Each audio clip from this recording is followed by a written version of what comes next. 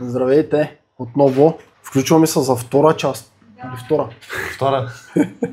За втора част на серията, която стартирахме с студени обаждания с брокерчето Хрис. За тези от вас, които не са гледали първа част, ще ви разкажа всъщност каква е идеята. Понеже ми прави впечатление, че много хора напоследък продават обучения, нали, и така нататък. За това как да работиш, как да станеш добър търговец, всякакви тъпоти. Нали, книги се продават, курсове се карат и така нататък, но това, което ми прави впечатление е, че няма реално хора, които да спрат да философстват и реално да покажат на хората как се случва нещата в действие. Разбираш ли? Действие, бе, човек. Действие. Няма го просто от действието. А мен това ме дразни, защото само философстват и обясняват кое как се случва, но един път не са показали на живо, нали, как звънят, как затварят клиент, как си уреждат среща и така нататък. Няма го този филм. Сега почваме студени обаждания на стари оферти. Аз съм тук. Да, давката е тук за подкрепа. Нали, ако пак някой вземе много остро ми фля по телефона, да я му храна. Нали. И така. Аз питам въпроси, обяснявам някои историки. Да, той допълва тук. Пита някои въпроси, нали, защото при мен това нещо е станало все едно машинално. Аз не се осъзнавам, че правя някои работи и той, седейки тук, може да ме подсеща все едно да обяснявам някои неща, защо ги правя, как ги правя и да мога да аз да го обясня, защото аз иначе просто звуча по определен начин, защото съм свикнал.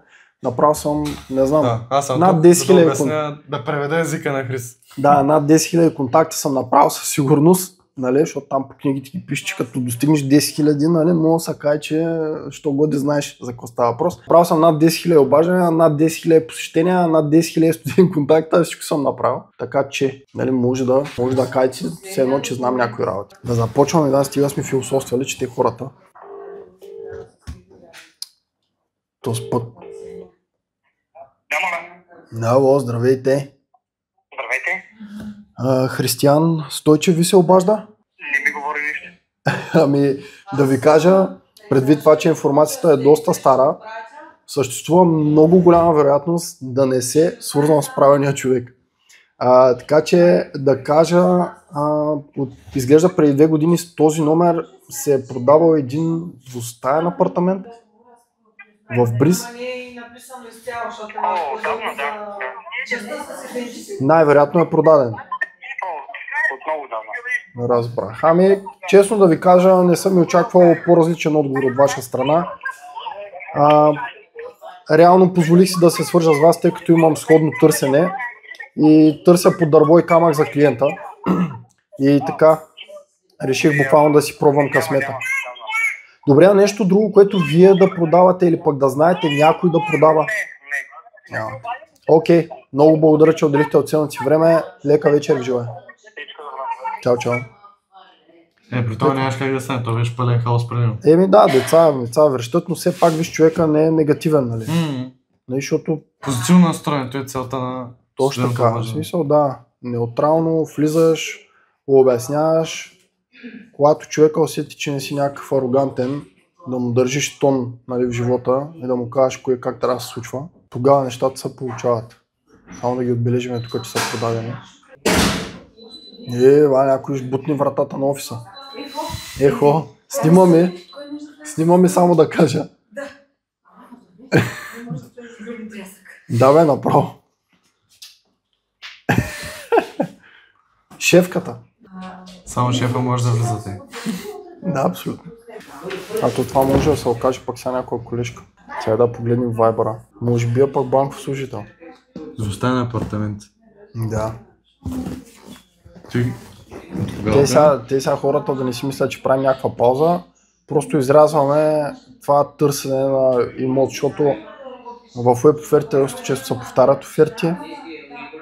Гледам номера, проверявам го, дали има нещо импортирано, нали, какво друго старо има като имоти, да погледна други райони, евентуално за да питам. Другото, което проверявам във Viber предварително човека, за да знам как се казва, ако има име. Нали, това си е по-готино. Въпреки, че го питам как се казва, е по-готино да знаем, нали, кое, защото мога да го познавам, може вече да съм работил с него, може да съм му се обадил. Може номера да е друг, но го ще се сетя по физиономия, нали, на снимката, ако има така. Та сега звъниме двустаен в Бриз, който най-вероятно е продаден, може и някоя колежка да е тук, но нека да пробваме. То стана някаква лудница това, човек. Те се ентусиазираха колегите. Обаждане се случва. Да, колегите се ентусиазираха тук, гърмим. Ало. Ало, здравейте. Здравейте. Християн Стойчев ви се обажда? Слушам. Сега да кажа още в началото, че не съм на 100% сигурен, че се свързвам с правилния човек, но изглежда с този номер преди няколко години се е продавал един двустаен апартамент в Бриз. Сега, там мога да проверя. Първо да кажа, че аз съм брокер, предполагам и вие по начина, по който говорите и сте също брокер. Да, брокер съм. Имаше последно, сега малко ще мога да видиш, защото аз като учил за там, където са моите информации, няма вече да си на работа най-вероятно. Имаше 3-стайни апартаменти в една много готина кооперация с гледка към морето. Сградата е 4-етажна. Имаше на партия един непродаден и на третия етаж един непродаден. Ти ми говориш ми за Борис Окс. Не, друга е фирмата. Не фирмата, улицата на Борис Окс, улицата в Бриз. Не, мисля, че не е тая улицата в Бриз. Той вероятно го знае, че там мога да проверя и това са 3 стайни на Бриз. Нямам абсолютно нищо в момента за продажба. Да ви говоря, че аз навсякъде, където търся уж в строеж на зелено, по един по 2 апартамента, максимум 3 апартамента са останали. Няма Владиславо, няма колхозе, няма център, навсякъде да се продаден. Така. И после ми викат, ама този балон много е скъпо и къде този балон? Ако беше балон, ни един апартамент нямаше да можем никъде да продадем на абсолютно никого. Абсолютно правилно, колежки. Те все да чакат, цените ми викат на мене да падат. Викам си на къла, чакайте, да, тя инфлацията да ви изяде с тези пари, те ще ги изчакате после, че ще се чудите какво да ги правиш пари. Ще си купят едно сиренце, един хляб от магазина и това е. Да, двустаен виница имаме в момента за продажба. Обаче лошото е, че там сградата е ексклузив. Днеска директно на строителя звънях, но да не злепощавам колегите, си замълчах, нали, че знам тази сграда. Въобще не ми я предложиха двустаен на колхозен пазар на 83 000 евро има тази фирма. Също в строеж, който строеж, обаче мисля, че до година, средата на годината да ми казаха, ще вземях 16. Не знам вашите клиенти какво търсят. Не, аз тук гледам едно завършено. 67 000 евро. Ние гледаме завършено, в смисъл в турчен пазар. Аз това, за което звъня е двустаен, аз предположих, че е продадено, ама все пак викам да си пробвам късмета, защото... Каква цена е там обявен? Тя е ясно 85 490, то той от преди 2 години обява. Да. Аз звъня такива старите обяви, защото търся нещо да излезе евентуално. Много е трудно стои търсене, защото много купуват в момента. Така да е. Ама да, продължавам да търся. Да издирвам под дърво и камък. При мен за двустайно и в строеж, такова обзаведено хубаво, наистина, честно ви казвам, и аз не мога да намеря. Няма. Няма. Те ако двустайно искат имам едно, дето той там има много пари, той е собственик, защото е с много имоти и продължава да строи някакви имоти при продажба. Викам, ти реши ли да го продаваш? Ние каза, нали? Че то с разговора. Не знам дали не го само. Вика, ако реши да го продаваш, защото е било заведен нова сграда, 120 000 евро. Вика, ще искам да ми платят. А те като ми звъннат на мен от другата страна, ми викат, до 60 000 евро двустайно заведен искаме. И как да стане? Почвам после да са майтати с колеги, дай нещо за по-малко парички или с други влизам в спорове. Аз викам, има такива цени, аз как намерих един по-ефтин? Те викат, не, няма. Не иди въобще да се занимаваш с тия клиенти, дето нямат повече парички. И почвам да са майтати, какво друго да направим. Разбира се. Добре, благодаря ти много за отделеното време. Продължавам аз да търся, пък ти ако се сетиш нещо. Не знам отваряш вече и аз, често да ти кажа. Отивай да пиеш кафе на другите офиси, примерно и Авлена много се язиха с Ира Тренд, тук където отвориха нови офиси, много се събират. Не знам, просто и ми почнах вече да получавам, който е много така добър. За мен признав, че агенцията наистина работи сериозно. Вчера ли онзи ден една варненска агенция ми изпрати информация за 3 тяхни апартамента. Между другото, знаеш ли, че аз с тях си писах веднага, като прочетох имейла и май имат поне един двустаен апартамент, обаче бил за ремонт. Да взима да го проверя. Айде ще проверя, сега ще влизам тук на банката да оправя едни други неща. И след 1-2 часа ще проверя поне за там, да видя какво ще ми кажат. Добре, супер. Те доколко могат своите клиенти да платят? До 140, ама те искат бърз нещо. Този бърз, много е труден. Да. Не знам това въобще къде е, защото аз нямам време и не обърна внимание. Не бе, това е стара оферта, аз предполагам, че е продадено отдавна. Такъв апартамент едва ли има, ама все пак викам, ще се звънна, си пробвам късмета. Добре, ще се обадя, ама по-късно, защото и аз нямам в момента работа. Ще проверя и ще ти кажа. Добре, благодаря ти много предварително. Моля. Чао. Айде. Тая колежка беше набрала. Колежка ли е това? Да бе. Цяла лекция набрала. Аз мислих, че е частно лице. Бе, и аз така си мислех, ма не. Това е... Предположих, че е колежка, защото беше написано тук, че има възможност за консултация за кредитиране, така че предположих. Това е като частно лице. Да. Много яко. Това е често срещано, често попадам на колеги, между другото, които пък се впечатляват по начина, по който звъня. Ама те се позна. Та си вика, да, брокер си. Не бе, те и колегите, иначе пак познават. Как изпусна продуктовото позициониране? Не съм брокер. Аз съм брокерче по Хрис. Как? Те така, ще гледат хората от канала, те знаят за какво става въпрос. Ама тя не знаеше с кой говори, че... Брокери да не ме търсят директно от собственик. Точно, то става задължително. То си е интересен индивид. То ще е много интересен, Хрис. То задължително трябва да му звъниш. То си му звъним бе как. Въпросът е, че има 2 различни номера, които малко се разминават. Един е на жената, другия на мъжа. Дали? Сега ще разберем кой на кой. Брокерите не търсят. Нали? Този номер. Сега ще чакай да звъним, да. На другия? Избраният номер е грешен или не път.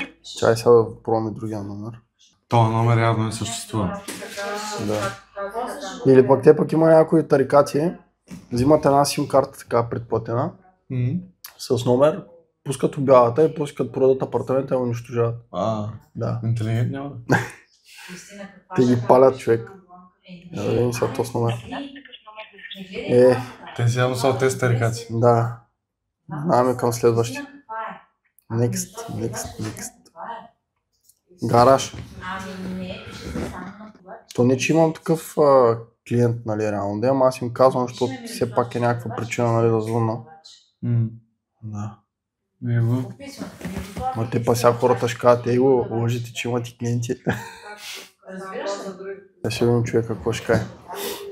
За допълнителна информация на посочения телефон. Предварителен. Не, няма да оставам съобщения, минаваме към следващия. Кой намерихме, Хрис? Намерихме някакъв човек, който отдава тук под наем, продавал е също. Той не е един същ човек? Да. То като провериш номера. Паралел този човек? Печатал ги. Може да продължава. Дай Боже. 2 страници с записи. Тежката артилерия. Той значи, що има, тук ще има още. Ама той пак няма Viber, така че това пак е някакъв номер, който... Да. Стига и големи тарикати тези. Как бе? Знаем всички. Ти между другото не знаеш същото. Кое? Такива с фалшиви, смисъл не фалшиви номера, които ги ползват за време. Как бе? Ма явно хората са осъзнали. Да, защото аз ги разбирам, тук като ти звънят всякакви идиоти. Да, като си запалят телефоната, ти мръз. Да. Пък то наистина има големи идиоти в нашия бизнес. Пък ти продаваш много апартаменти, и си му през на 2 минути ти звънят. И като пуснеш нов имот, та палят. То всъщност тук е голямата заблуда, защото нали, един собственик като си пусне обявата като физическо лице, нали? И тя влиза в база данни на нас, във всичките агенции. И брат, те му палят телефона и всеки му казва, че има клиент. И той този човек първите 2-3 дена, докато всички му се изредат да му се обарят, той брат си мисли, че вече е Жан-Клод Ван Дам, разбираш, Джейсън Стейтън. Вика, той става най-вървежния във Варна, разбираш, за 2-3 дена, докато се изредат всички. Нали, той става най-търсения, най-издирвания. И този брат му се дига таксите и си мисли, че целият този интерес е за покупка на имота. Ами да бе, само че те повечето агенции му казват, че имат клиенти, а материални клиенти нямат. Ако он пък не ги пусне на оглед, те пък знаеш какво правят. Нали? Фащат някой колега и му казват, ти ще си клиент. Да. Фащат го и го водят на оглед, че са представени на клиент. Да. И после като стане така, че пък евентуално има предварителен договор и е в офиса и крият колегата в килера. Да не го види. Ще кажа, ти какво правиш тук? Разбираш? Но да, ти са други подробности. Та хората така се заблуждават, нали, като им запалят телефона, че едва ли не, нали, интереса към апартамента е голям и така си минават 2 седмици в някаква еуфория и след втората седмица, като не се продаде имота и почват вече да се чешат по главата и да се чуят какво става. А пък тия 2 седмици реално са изключително важно за продажбата на имота. Нали, защото ти като видиш, че нещо почва да се застоява и почва да си мислиш, че нали, има някакъв проблем. Нали, те до сега, щом не са го купили, явно нещо не е вред, не е така. И хората почват, колкото повече време се задържа това нещо на пазара, толкова по-му пада стойността. Аз между другото, един разказа една техника, където е право на брокерите, защото не те и брокерите водят някакви техни приятели брокери, за да нали, се правят на клиенти. И идват брокерите, влизат в апартамента, здравей с такова, почва да го гледат и го пита този дето ушки им се прави на клиента, ти от коя агенция си? И той директно си казва от коя тая агенция и вика, аз значи си брокер. Той се издава. Снимаме, да. Не, аз ще го върви си. Чакай да звъним на това загубим кафе. Кафе, що за какво се бори?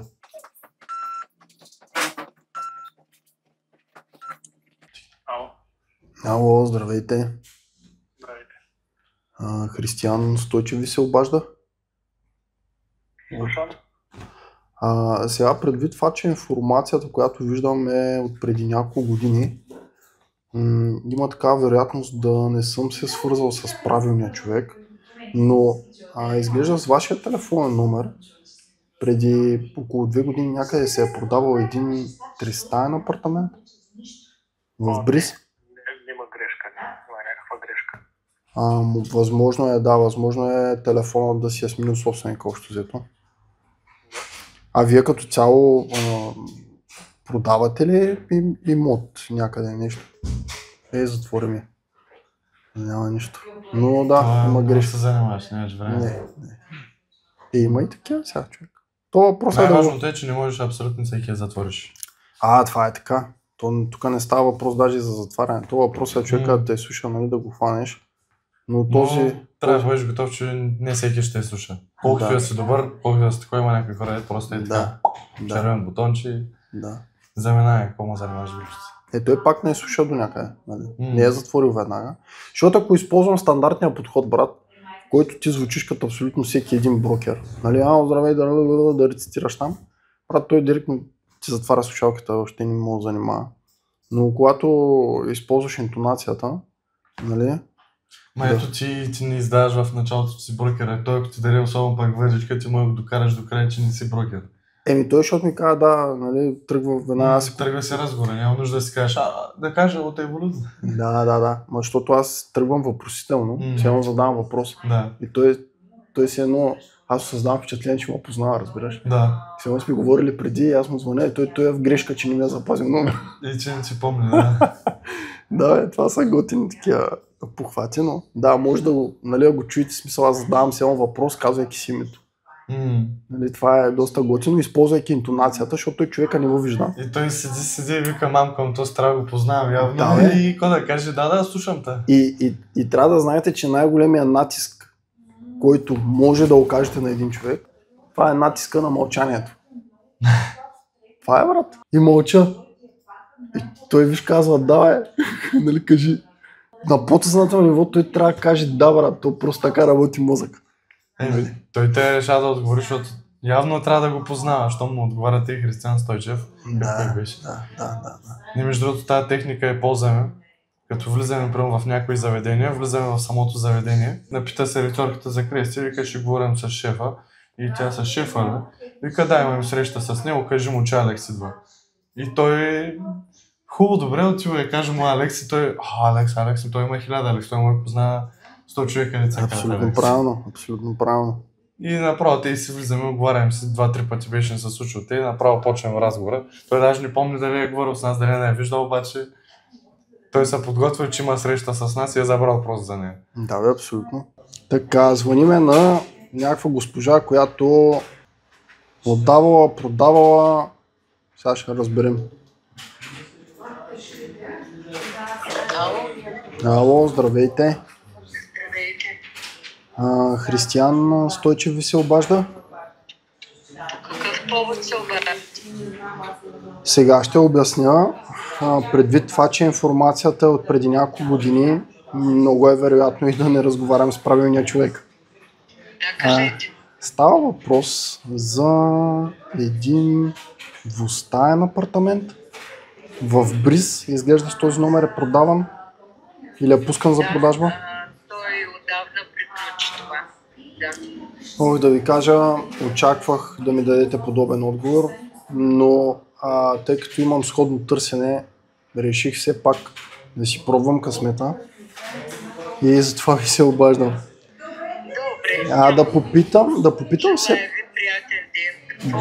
Благодаря. Все пак да ви попитам, така и така се свързах с вас. Нещо друго, което вие да продавате на този етап или пък да знаете някой нали, познат да продава. Къде в Бриз ли? Във Варна като цяло. Не, да ви кажа. Не. Да. Добре. Много ви благодаря все пак, че отделихте от ценното си време. И хубав ден. Чао. Мерси на вас. Чао. Ето отново имаме човек, който, нали, ако му бях влязал малко по-ентусиазиран, може би щях да го изгубя. Тя беше доста уморена. Да. Казваш, доста уморена. Да. Много е схейв как обаче обърна. Мисля, тя чао, заминай вече. Разбира се, аз си гоня бизнеса. И успя да задържиш. Да, но ето аз си гоня бизнеса и ние пускам да си ходи. Нали, искам да ми задам и последния въпрос, нали, който е дали тя продава нещо, защото иначе ако аз просто звънна, питам дали това е актуално, то е най-вероятно 99% от случаите, нали, е продадено или не го продават. Нали. Но мисълта ми е, че на мен ми е по-важно дали те продават в момента нещо или планират да продават. И аз ако не задам този въпрос, то моето обаждане общо взето е едно 20%. Някой ми звъни. Да видим кой е. Ало. Предполагам имате пропуснато обаждане? Аз се казвам Християн Стойчев и не съм сигурен да отбележа, че се свързах и с правилния човек, тъй като информацията, която виждам е от преди доста време. Изглежда с този телефонен номер се е продавал един гараж в Бриз. Очаквах да ми дадете подобен отговор, все пак да попитам нещо. Разбрах ви, окей. Ето примерно на този виж сега, нали, влизаме нагнити са, разбираш? Но това е. Има и такива хора. Не може всички да ги успокоиш. Един от хората, които звъняхме преди мъничко. Да бе, защото да не си мислите, че пък съм някакъв магиосник, нали, нещо, правя някакви магии и всички са приятно настроени. Не, просто то си е по някой пъти до човека, но нали, в мидичките има бисери. Нали? Знаеш, перлички, бисери, там всеки както им вика. Мисълта ми е, че май на 100 има една.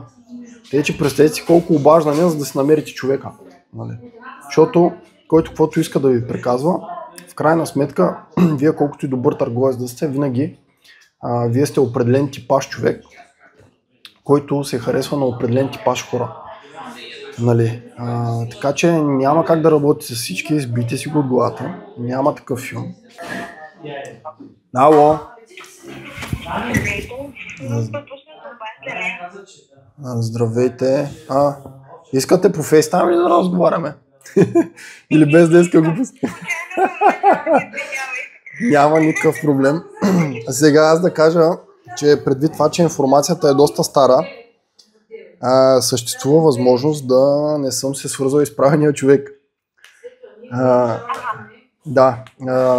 Изглежда с този номер преди може би 2 години някъде се е продавал един двустаен апартамент в Бриз. Да ви кажа, очаквах подобен отговор да ми дадете. Честно казано, имам сходно търсене в района и не знам дали следите пазара като цяло на недвижими имоти в момента, но е меко казано оскъден от към вторичен пазар. Понеже ми е ценен клиента, нали, си позволих да върна доста назад във времето офертите, с надеждата, нали, да ровя под всеки камък и евентуално да излезе от някъде нещо. Общо взето звъня ви, пробвам си общо взето късмета, нали, защото хората казват, че трябва да се пусне фиш. Най-малкото, ако искаме късмета да ни срещне. Да, ама нищо не продавам, но нищо нямам. Момента за продаване. Ясно. Разбрах. А да попитам, да знаете по случайно някой друг, който да продава? Не знам. Добре. Ако ще ви звънна. Добре, може да си запазите моят телефон, ще се радвам много. Добре, благодаря много за отделеното време и лека вечер ви желая. Чао. Мерси. Тя дали ще запише номера, това няма да стане. Но пък, готин разговор се получи. Нали, ето в началото я разсмях, защото им казахме в FaceTime ли искате да си говорите. Ти директно ти даде кос. Така, сега това е едно от нещата, които точно като ми дава кос. Сега това са много тънки моменти, които ако ги използвате, нали, те ви отварят човека. Защото едно е един човек да стои така, нали, друго е да се разсмее, нали, защото там вече той ви дава ви се, но вие го разчупвате и той ви дава възможност, нали, да си кажете вашето без да има някакво напрежение. Така че да, когато може да използвате хумор, когато може да разсмивате хората, това е винаги плюс. Винаги е плюс. Така че за хората, които имат по-така, нали, чувство за хумор, нали, е добре да го използват. И като примерно тъс, както пусна FaceTime, аз си викам по FaceTime, ли искате, тя си говори, ама и влязох такава въпроса, нали? И тя се притесни, почна да се смее. Разбираш, аз в момента отивам над нея, нали? Защото аз се изчервявам и аз да имам позиция, в която тя трябва да ме слуша така или иначе. И така, да. Виж какво стана. 6 без 15. Не, 6 без 25. Аз не познавам часовника. Но, да, май да вземем да приключваме за днеска. А пък ако ви е харесало това нещо, нали, ще се радвам да сложите палците нагоре, да споделите видеото, да ме последвате в YouTube, в Instagram, в Facebook, в TikTok, да. LinkedIn, навсякъде сме. Навсякъде сме. Като едни колеги сме навсякъде, разбираш. Те, че мога последвате навсякъде. Ще качваме още такива видеа, ако ви е готино, нали, ще се радвам и да коментирате, да оставите по едно мнение. И така, какво да им кажем, до следващия път. Нали? До следващия епизод. Айде, ус!